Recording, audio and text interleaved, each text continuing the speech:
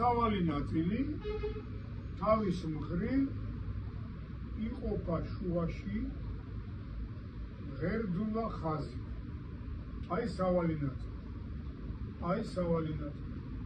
აქედან მივდივართ ყაზბეგში. მნიშვნელობა არ აქვს, მისაქციელია თუ რა არის. იმისათვის რომ შენ და მე ერთმანეთს არ დავეჯახოთ, კანონი ამ სავალ ნაწილს შუაზე ყოფს ორ ნაწილად, შენთვის და ჩემთვის. ესე იგი, სავალი ნაწილზე გავლებულია ორი ტიპის ღერძულა ხაზი. უწყვეტი ღერძულა ხაზი, რომელიც ასად აწყდება და წყვეტილი ღერძულა ხაზი, გაიგე შუაში. უწყვეტი ღერძულა ხაზი ესა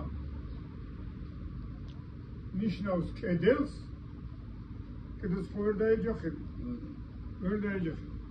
ამას თუ მიეჯახები პაკრიშკით, სახში მიხვალ სანამ მატორს გამორთავ, ძრავს ეგრევე წკავ 150 ჯერმე მოგივა გავაჩნია კიდე თუ ის არ დაგიწერეს ავარი უჩეფნა.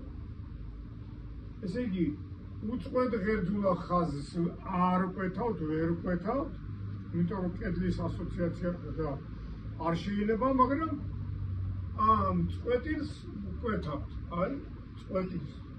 თუ წყვეტილია ვკვეთავთ. გამიგეთ?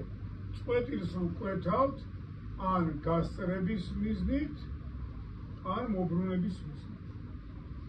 გამიგეთ? ჩაწერთ.